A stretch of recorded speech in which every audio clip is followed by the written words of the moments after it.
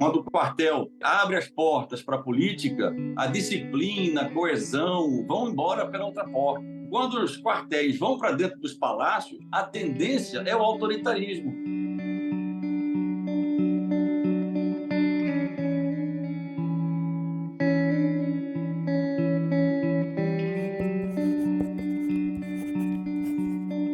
Se nós formos observar, desde que o Brasil se tornou politicamente autônomo, em 1822, o que se viu foi um protagonismo político das cúpulas hierárquicas das Forças Armadas. E sempre que isto acontece, há uma disfunção das Forças Armadas e há uma própria disfunção da situação política do país, geralmente tendendo a regimes autoritários ou ditatoriais em diferentes graus de autoritarismo. Se você analisar, sob o ponto de vista histórico recente, de 1988 até 2018, ou seja, num período de 30 anos, a sociedade não discutiu as questões relativas à defesa e, evidentemente, às Forças Armadas, que são a força do Estado relativa às políticas de defesa, fora das suas destinações constitucionais, tanto a defesa da pátria, que é a primordial, quanto a garantia dos poderes constitucionais, que é de natureza até filosófica, e a garantia da lei e da ordem, que decorre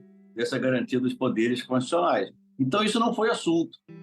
Passou a ser assunto e motivo de preocupação da sociedade, de autoridades, e creio que deveria ter sido motivo de preocupação das próprias cúpulas hierárquicas das Forças Armadas a partir dos eventos políticos de 2018. E eu me refiro já durante a campanha eleitoral, em que se observou de forma muito clara o comprometimento de todo esse ordenamento jurídico, nesses 30 anos de normalidade institucional, e especialmente durante os 4 anos de governo de uma dupla de militares. Era pouco factual, pouco palpável essa intenção de rompimento institucional. Há muita construção narrativa. Alguns fatos são produzidos para que essas narrativas tenham credibilidade, tenham alguma plausibilidade. Comportamentos de alguns militares, o próprio capitão Bolsonaro e alguns generais, principalmente na inatividade, acabam reforçando essa percepção da sociedade de que poderia haver um rompimento institucional. Eu conheço todos os generais que estão no atual alto comando, não há risco de nenhum destes generais. Eu coloco as duas mãos no fogo, de liderar nenhum movimento insurrecional. O problema não é este do golpe.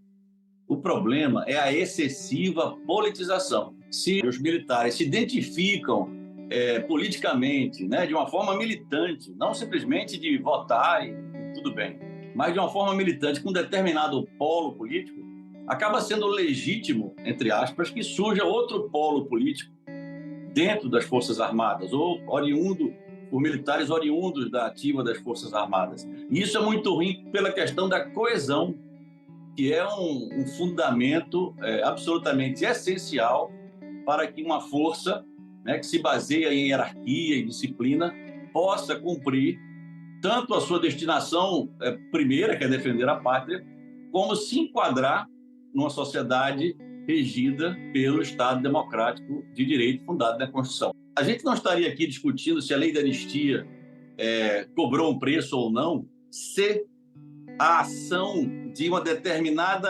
determinado grupo de generais, muito restrito aos formados na AMAN nos anos 70, por uma série de motivos ou pretextos, não tivesse promovido esse ato político. Então, a gente não estaria aqui discutindo isto e teria concluído, talvez, para o senso comum, que a lei da anistia brasileira, o processo de transição brasileira foi exitoso. É uma discussão também que não é muito útil, porque já passou o processo, não faria sentido agora, por exemplo, iniciar nenhuma justiça de transição nos moldes da Argentina, por exemplo, porque os atores não estão presentes. E quando a minha geração dos anos 80 assumisse o generalato, o alto comando do Exército, se não houvesse essa ação da geração anterior, que esse processo se consolidaria de uma vez por todas e a gente pudesse relegar ou deixar lá nos livros de história como lição o nosso processo histórico, até como uma referência exitosa. A formação das novas gerações, aí eu me refiro a oficiais de carreira, que vão ser as lideranças e que vão determinar o que as outras vão fazer pelas suas palavras e pelos seus exemplos, são formadas nos parâmetros democráticos. O problema acontece lá na Escola de Aperfeiçoamento de Oficiais, na ESAO, onde há ainda um tratamento no currículo, no plano de disciplinas, um pouco disfuncional em relação a isso, até pela bibliografia indicada para a leitura, e no convívio social, primordialmente, e a falta de convivência com o mundo civil. Mas é preciso, por que não? Por exemplo, ao passo que os 5 anos em que o jovem, de 19 anos até 24, fica na mão, porque ele não se forma ou não se gradua num curso civil, convivendo com civis, ao mesmo tempo que ele se forma militar, né?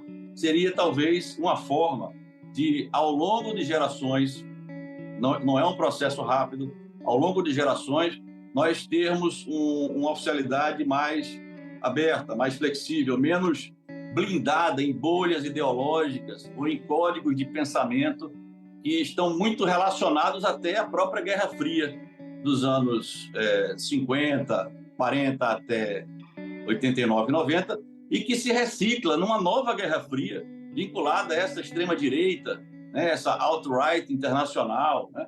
Então, muitos militares acabam se intelectualizando no ramo, digamos, olavista, para usar uma expressão muito comum, talvez um pouco imprecisa. É preciso entender qual é a escala hierárquica. O comandante supremo das Forças Armadas é o presidente da República. Tem um ministro da Defesa que é o seu interlocutor com os comandantes das forças.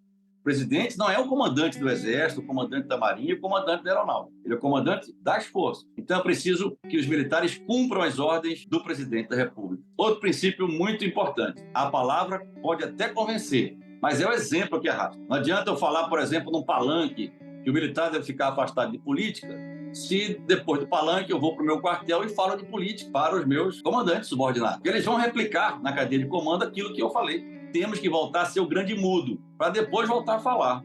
E quando voltar a falar, falar de defesa.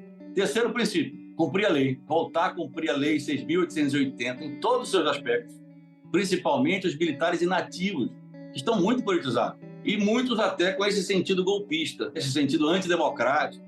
E o último é até um verso de uma canção, não sei se é funk, não sei o que é, se é pagode. É o ado, cada um no seu quadrado. Militares, generais, coronéis, forças armadas, é defesa. É ir para o lado de lá da muralha. Se seguir isto, eu acho que a gente vai chegar num estado parecido com o que era antes de 2018.